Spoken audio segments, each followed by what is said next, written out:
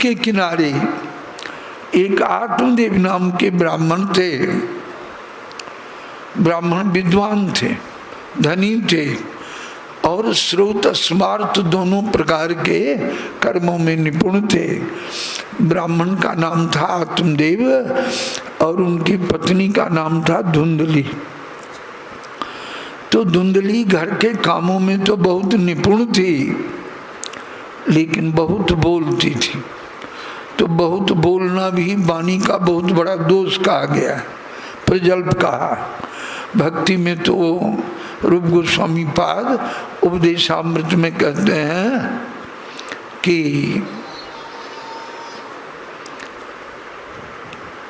बाचो बेगम मनसा क्रोध बेगम जिह्वा बेगम उदरोपस्थ बेगम एतान वेगान जब विषयेत धीर सर्वामपि माम पृथ्वीम सशिष्यात्।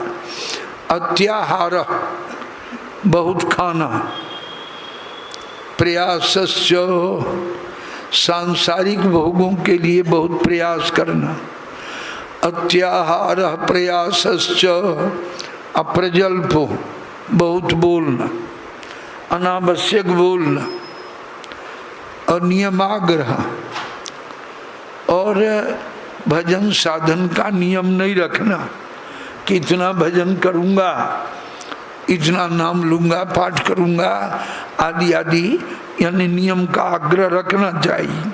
नियम में आग्रह जन संगश्च भक्ति से विमुख जनों का संग, लौल्यश्च लोभ, खड्भिर भक्ति विनश्यति, इन 6 चीजों से भक्ति नष्ट हो जाती है। तो आत्मदेव ब्राह्मण की जो पत्नी थी ब्राह्मणी महाराज, उसका नाम था धुंधली, बहुत बोलती थी। बहुत दिनों तक ब्राह्मण गृहस्थाश्रम में रहे, लेकिन कोई संतान नहीं हुई। आधी आयु बीत गई। अपना आधा धन पुत्र प्राप्ति के उद्देश्य से इन्होंने अनेक धर्मानुष्ठान किया, लेकिन पुत्र की प्राप्ति नहीं हुई। तो बेचारे दुखी होकर ये वन में चले आए।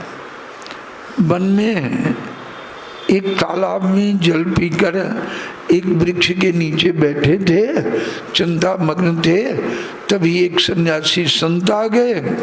संत के चरणों में ब्राह्मण ने प्रणाम किया, रोने लगे। संत ने रोने का कारण पूछा। ब्राह्मण ने कहा कि मुझे कोई पुत्र नहीं है। संत ने कहा कि तुम्हारे भाग्य में 7 जन्मों तक कोई पुत्र का संयोग नहीं है। छोड़ो इस आशा को, भजन करो, भगवान की सेवा में लगो, इस संसार से भवसागर से पार होने का उपाय करो। तो महाराज ब्राह्मण ने कहा कि मेरे मन में अभी वैराग्य नहीं है, नहीं, पुत्रम देहि बलादपि, मुझे पुत्र दीजिए, नहीं तो आपके चरणों में प्राण का त्याग कर दूंगा। तो कृपालु संत क्या थे, भगवान ही साधु के वेश में इस ब्राह्मण का उद्धार करने के लिए आए थे। साधु बने भगवान ने अपनी झोली से एक फल निकाला, ब्राह्मण को दिया और कहा कि ले जाओ, अपनी पत्नी को यह फल खिला देना और तुम्हारी पत्नी 1 वर्ष तक सदाचार का पालन करेगी, पवित्रता में रहेगी, ब्रह्मचर्य का पालन करेगी, भूमि शयन करेगी, हविष्यान्न भोजन करेगी, झूठ नहीं बोलेगी, किसी से कलह नहीं करेगी, तो तुम्हें एक सुंदर पुत्र होगा। तो ब्राह्मण बड़े प्रसन्न होकर फल लेकर आए, अपनी पत्नी को सारा वृतांत कह दिया, फल दे दिया। लेकिन ब्राह्मणी ने झूठे अपने पति से कह दिया कि मैंने फल खा लिया। फल खा ही नहीं, फल को ताक में धर दिया। कई दिनों के बाद उस ब्राह्मणी की बहन आई ब्राह्मणी के घर पर। उसने देखा कि धुंधली तो बड़ी उदास है। क्यों जी बहन, तुम इतनी उदास क्यों हो? उसने कहा कि क्या बताऊं, मेरे पति किन्हीं संत से पुत्र प्राप्त कराने वाला फल लाए। अब जब मैं फल खाऊंगी तो मेरा पेट बढ़ जाएगा, हविष्यान्न भोजन करूंगी, कमजोर हो जाऊंगी। घर के काम धंधों को संभालने के लिए मेरी ननदें आएंगी तो घर का धन चुरा कर ले जाएंगे। मैंने सुना है कि सुखदेव गोस्वामी यानी 12 वर्षों तक माँ के पेट से नहीं निकले थे। यदि सुखवन्निवसेत गर्भम, तब मैं क्या करूंगी? और प्रसूता दारुणम दुखम, प्रसव का दारुण दुख मैं सुकुमारी होकर कैसे सहन करूंगी? तो मेरे विचार से बंध्या वह विधवा स्त्री ही सुखी है। धुंधली की बहन ने कहा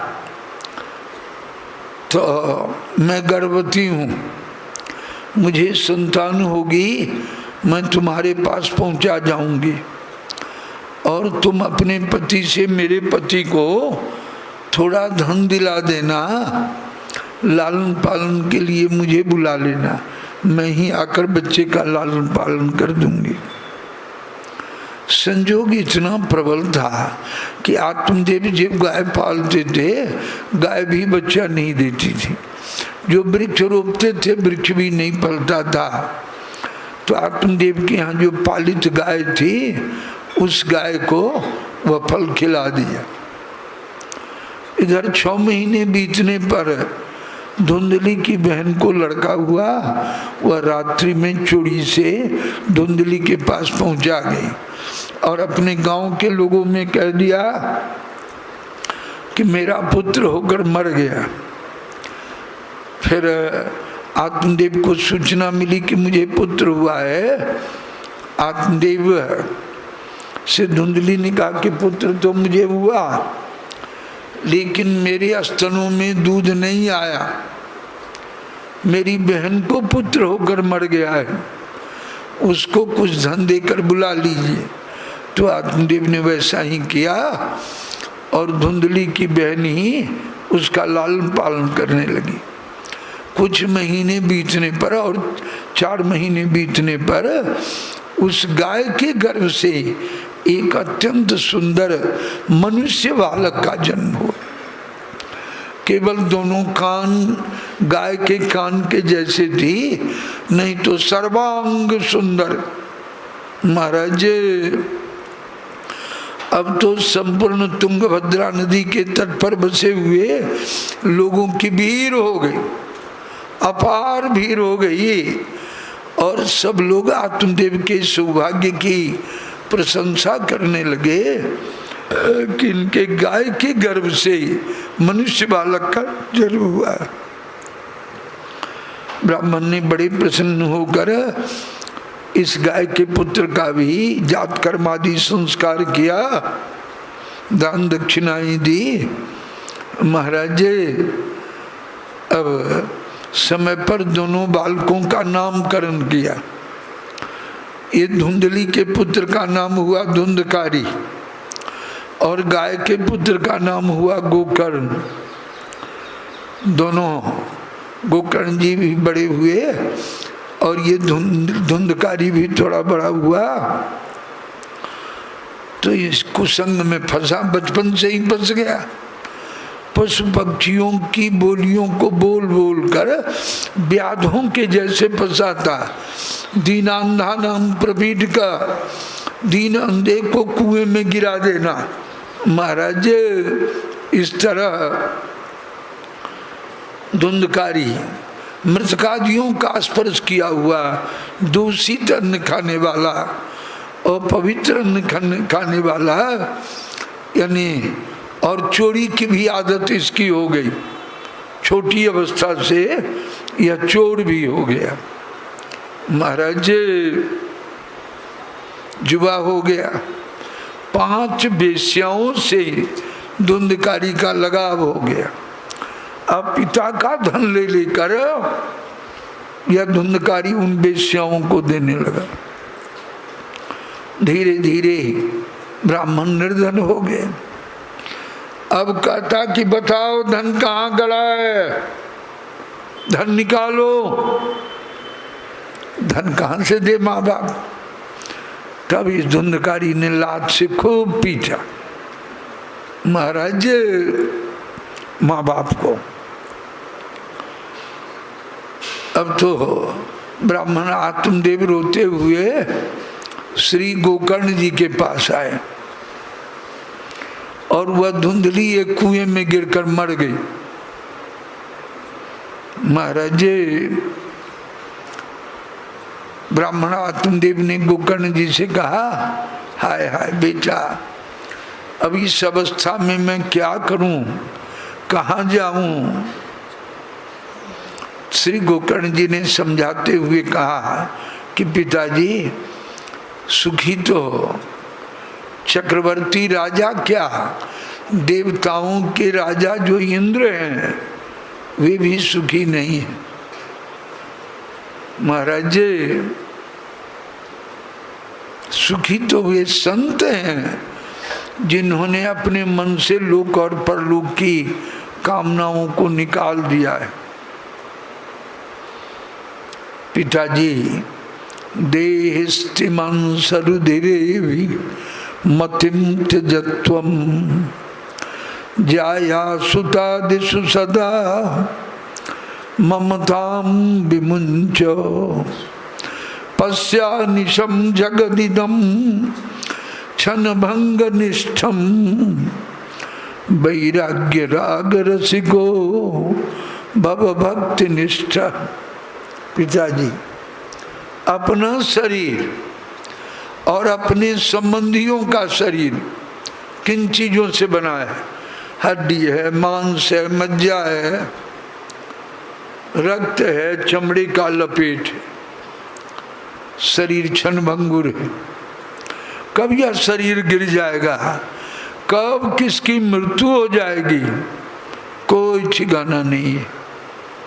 क्षणभंग निष्ठम, ऐसा चिंतन करने से हार मांस का लुथरा ये शरीर है और क्षणभंगुर है, इसका क्या अभिमान करना है। महाराज इस शरीर की संपूर्ण सार्थकता है कि भगवान के चरण कमलों की प्रीति सेवा मनुष्य शरीर से ही होती है। मनुष्य शरीर से ही भक्ति की जाती है। भक्ति करने के लिए सर्वोत्तम सबसे उपयुक्त शरीर मानव शरीर ही है। देवता भी इस बात को कहते हैं और गोस्वामी तुलसीदास जी कहते हैं कि हरि तुम बहुत अनुग्रह किन्नो साधन धाम। इस मनुष्य शरीर की इतनी बड़ाई इसलिए है कि यह साधन का धाम है। तो साधन धाम विबुध दुर्लभ तनु, विबुध नाम देवताओं का है, यह देवताओं के लिए भी शरीर दुर्लभ है। तो साधन धाम विबुध दुर्लभ तनु मोहि कृपा करि दिनु। महाराज हमें कृपा करके दे दिया। महाराज गोस्वामी जी कहते हैं उसी पद में आगे कि कोटि कोटि मुखों से आपके उपकार का वर्णन नहीं किया जा सकता, लेकिन तदपि नाथ कछु और मांगियो दीजिए परम उदार। आप परम उदार हैं, इसलिए आपसे कुछ मांगता हूँ कि कृपा डोरी बंसी पद अंकुश परम प्रेम मृदुचारो।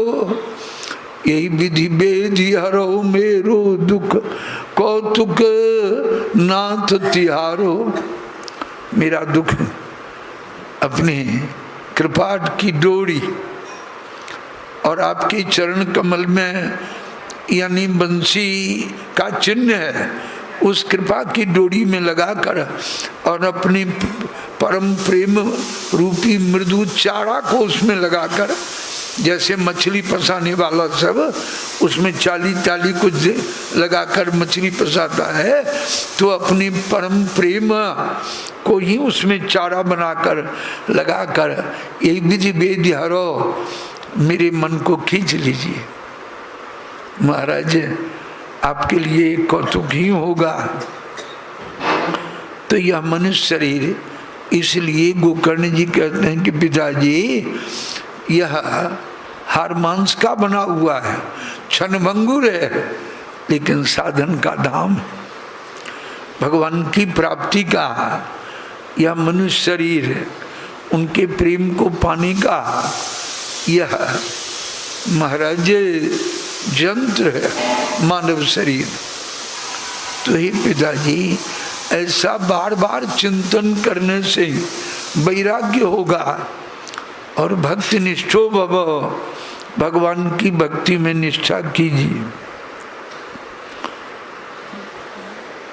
धर्मं भजस्व सततम त्यजलोक धर्मान सेवस्व साधु पुरुषान जयि काम तृष्णाम अन्यस्य दोष गुण चिंतन मासु मुक्त्वा सेवा कथा रसमहो नितराम विवत्वम। आहा, धर्मं भजस्व सततम, यानी प्राणी मात्र का परम धर्म एक ही है महाराज, भगवान की शुद्धा प्रेमा भक्ति करना, यही प्राणी मात्र का परम धर्म है। तो धर्मम भजस्व, और जो नाना धर्म है, भगवान गीता के अंत में भी उपसंहार करते हैं कि सर्वधर्मान परित्यज्य, और ब्रह्म संहिता के अंत में भी 5वें अध्याय के अंत में श्री भगवान गोविंद कहते हैं कि धर्मान्यान परित्यज्य मामेकम भज विश्वसन। ब्रह्मा जी से कहते हैं बस माम एकम भज, एक अपना भजन करने के लिए कहते हैं।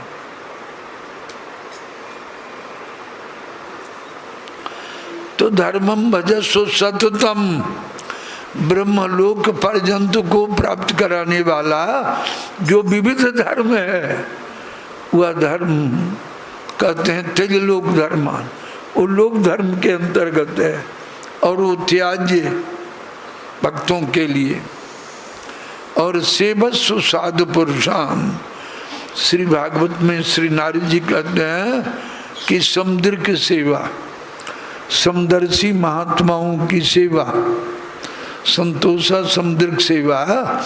और भी नारद जी कहते हैं कि उपासित महामुनि, महाराज उन भगवत प्रेमी संत महात्माओं की सेवा और मन में कामना वासनाओं का त्याग, दूसरे के गुण दोष निंदा स्तुति महाराज से बचना। हाँ, मेरे गुरु महाराज तो उसके ज्वलंत उदाहरण थे कि उनने जीवन में किसी में दोष देखा ही नहीं, अदोष दर्शित है महाराज। और मुझसे भी बार बार मुझे पत्र भी लिखे है, मेरे पास पत्र उन्होंने लिखा कि रुपया यही आशीष और आदेश है मेरा कि दोषों पे किसी के नजर जाए न तेरा, किसी के दोष को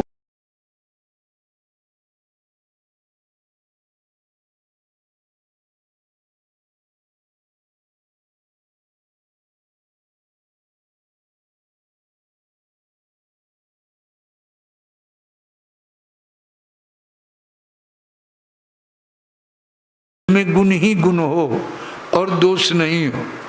मैंने एक बार गुरु महाराज से कहा कि इसको हटा दीजिए पास से, तो उन्होंने पूछा क्यों, तो मैंने कहा कि इसमें दोष है।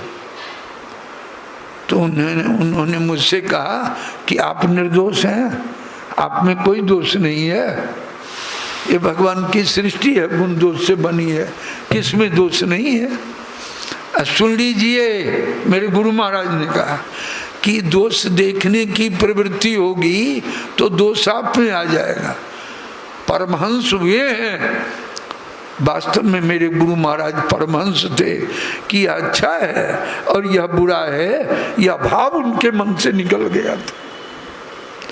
तो जिनकी दृष्टि से यह अच्छा है और यह बुरा है, यह बात निकल जाए, वे वास्तव में परमहंस है।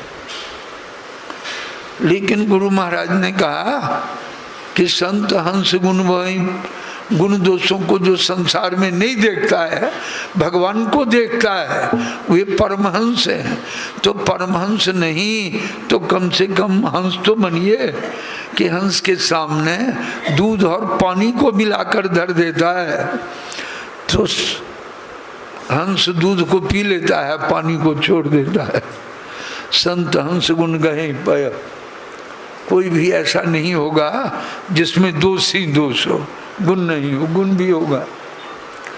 हम आपको किसी में दोष नहीं देखना है, गुण ही को लेना है। महाराज, संत का स्वभाव होता है गुण ही को लेते, अब गुण को नहीं लेते हैं। दोषान परेशान गुणी सुसाधवो, दुष्टों का स्वभाव होता है जो किसी में छोटा दोष होगा तो उसे वो इतना बढ़ा चढ़ा करके लोगों को कहता है महाराज। और संतों का स्वभाव होता है किसी में थोड़ा भी गुण है तो उसे बढ़ा चढ़ाकर उसके गुण की ही चर्चा करते हैं, दोष की चर्चा नहीं करते। यही साधु और असाधु में यही अंतर है। तो महाराज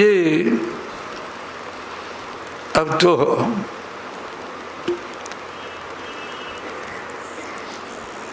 श्री गोकर्ण जी के पिता ब्राह्मण आत्मदेव श्रीमद्भागवत 10वें स्कंद का प्रतिदिन पाठ करने लगे।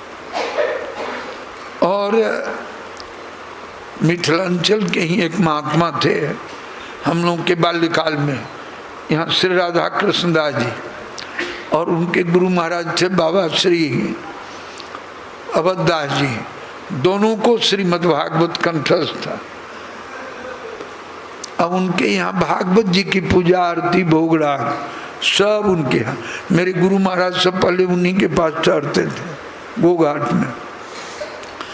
और उनके शिष्य राधा कृष्ण दास जी 4 बजे 12 महीने 4 बजे भोर में जमुना जी में स्नान कर, जमुना पुलिन पर बैठकर कंठस्थ जमुना जी को 90 अध्याय 10वां स्कंद पूरा एक आसन से सुनाकर तब उठते थे, तब माधुकरी के लिए जाते थे। मैंने ऐसे निष्ठावान संत लोग सब। तो आत्मदेव भी 10वें स्कंद का नित्य पाठ करने लगे और शरीर छोड़कर भगवान के धाम में चले गए। गोकर्ण जी ने देखा कि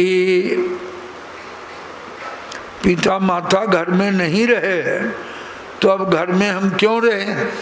तीर्थाटन के बहाने श्री गोकर्ण जी ने घर छोड़ दिया। इधर धुंधकारी ने देखा कि घर खाली हो गया, अब उन वेश्याओं को घर में ही ले आया। और अब धन तो था नहीं तो चोरी करता था, चोरी करके धन लाता था, उन वेश्याओं को देता था। एक दिन चोरी में कहीं बहुत धन मिला, वेश्याओं को दिया। वेश्याओं ने आपस में सोचा कि यह तो रोज रोज चोरी करता है, पकड़ा जाएगा, इसे मृत्युदंड होगा, हम लोग भी पकड़ा जाएंगे, हम लोगों का धन भी छिन जाएगा और हम लोग जेल में चले जाएंगे। तो हम लोग क्यों ना हम लोग ही धुंधकारी को रात में मार दें। उन बेश्याओं ने धुंधकारी को मार दिया और घर में ही गहरा गड्ढा खोदकर बेश्याओं ने गाड़ दिया और धन लेकर थोड़े दिनों के बाद दूसरे राजा के नगर में चली गई। महाराज अवश्यमेव भोक्तव्यम कृतम कर्म शुभाशुभम, मनुष्य को अपने किए गए कर्मों का फल भोगना पड़ता है। तो महाराज अपने पाप कर्मों के कारण यह धुंधकारी प्रेत जोनी में इसका जन्म हो गया। भूत प्रेतों की भी बहुत जोनियां होती है, 4-4 हजार वर्ष के प्रेत पाए गए। महाराज तो श्री गोकर्ण जी को तीर्थाटन में मालूम हो गया। गोकर्ण जी ने तीर्थों में और गया तीर्थ के श्राद्ध की बहुत महिमा है, तो श्री गोकर्ण जी ने गया में आकर धुंधकारी अपने पितरों का और धुंधकारी का भी श्राद्ध कर दिया। घर आए लौटकर तो रात्रि में यह प्रेत आया। भूत प्रेतों में अपने आप बोलने की शक्ति नहीं होती, जब आप बुलाएंगे तो आप बोलने की शक्ति उसमें होती है प्रेरित होने पर। तो श्री गोकर्ण जी ने जल छिड़का कि तुम कौन हो। यह बार बार रूप बदलता था, सकर्ण हस्ती, कभी हाथी का, कभी घोड़े का, कभी भेड़े का, नाना रूप, कभी इंद्र का। तो श्री गोकर्ण जी ने पूछा तुम कौन हो। तो उसने कहा कि मैं तुम्हारा भाई धुंधकारी हूं। श्री गोकर्ण जी ने कहा कि तुम्हारे उद्धार के लिए तो मैंने गया श्राद्ध किया है। प्रेत ने कहा कि गया श्राद्ध सते नापी मुक्तिर में न भविष्यति, सैकड़ों गया श्राद्ध से मेरी मुक्ति नहीं होगी, मेरे उद्धार के लिए कोई दूसरा उपाय करो। इन्होंने विद्वानों को बुलाया, लेकिन विद्वानों ने भी कोई निर्णय नहीं दिया। प्रातः काल हुआ, इन्होंने भगवान सूर्य का स्तमन किया, सूर्य का स्तमन स्तुति की कि हे भगवान आप जगत साक्षी हैं, आप इस धुंधकारी प्रेत के उद्धार का उपाय बतलाइए।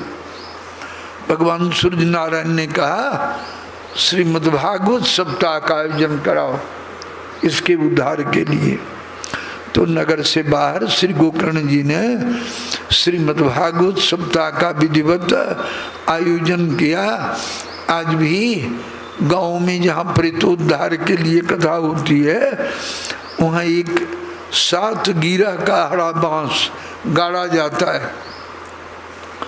तो जब प्रथम दिन कथा का विश्राम हुआ तो बांस की एक गांठ फट गई, दूसरे दिन में दूसरी गांठ फट गई, तीसरे दिन में तीसरी, इस तरह 7 दिनों में उस बांस की 7वीं गिरा भी फट गई। और उस बांस से वर्षा कालीन नवीन जलधर यानी मेघ की कांति को धारण करने वाला भगवत पार्षद के रूप में वो धुंधकारी निकला। 4 लंबी भुजाएं, अनेक बहुमूल्य आभूषण, पीताम्बर, मुकुट धारण किए हुए उसने श्रीमद्भागवत जी को प्रणाम किया और गोकर्ण जी को प्रणाम किया कि धन्या भागवती वार्ता प्रेत प्रीरा विनाशिनी। इसने यह भागवती कथा ने मेरी प्रेत जोनी तो छुड़ाई दी और कृष्ण लोक फलप्रदा और गोलोक धाम को मैं जा रहा हूँ।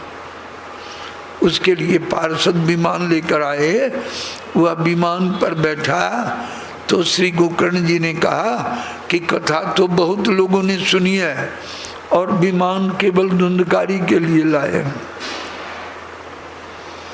भगवान के पार्षदों ने कहा कि कथा बहुत लोगों ने सुनी है, लेकिन न तथा मननम कृतम, दूसरे लोगों ने इस कथा का वैसा मनन नहीं किया है। यह केवल सुनने का फल नहीं है, मनन करने का फल है। श्री गोकर्ण जी ने दोबारा फिर कथा का आयोजन किया। इस बार सब नगर के जितने लोग थे अपने घर परिवार की सारी ममता छोड़कर सब लोगों ने निश्चिंत होकर कथा का श्रवण किया। उस नगर के कुत्ते आदि जो निम्न वो जानवर थे, उन लोगों के लिए भी विमान आ गया। सब अपने इस भौतिक शरीर को छोड़ छोड़ कर भगवत पार्षद के रूप में होकर सब लोग विमान में बैठे। और श्री गोकर्ण जी के लिए तो श्री भगवान श्री कृष्णचंद्र अपना विमान लेकर आए। श्री गोकर्ण जी को व्यासासन से श्री भगवान ने उठा लिया, हृदय से लगा लिया, अपना रूप प्रदान कर दिया और श्री गोकर्ण जी को श्री भगवान अपने विमान में बैठाकर गोलोक धाम में ले आए। वहाँ भी श्री गोकर्ण जी कथा वाचन की ही सेवा करते हैं। बोलिए श्री वृंदावन बिहारी लाल की जय। महाराजे, अब महात्म की इन कथाओं में आपने कथा के दो संदर्भों को सुना। एक तो ज्ञान और वैराग्य, जो जर्जर बूढ़े हो गए थे उनके निमित्त श्रीमद् भागवत कथा हुई तो वे 16 वर्ष के सुंदर युवा हो गए। इनका जन्म बिगड़ गया था, बूढ़ा होना क्या है, जन्म का बिगड़ना है। और धुंधकारी की मृत्यु बिगड़ गई थी, यानी अपने पाप कर्मों के कारण यह अत्यंत गर्हित प्रेत जोनी में चला गया था। धुंधकारी का भी उद्धार हो गया। यानी तो लोक जीवन के लिए और परलोक के लिए, परलोक साधन के लिए जीवन और मरण दोनों परिस्थितियों में यह कथा परमोपयोगी है। सबके लिए आस्वादन का, सबको इसका सेवन करना चाहिए।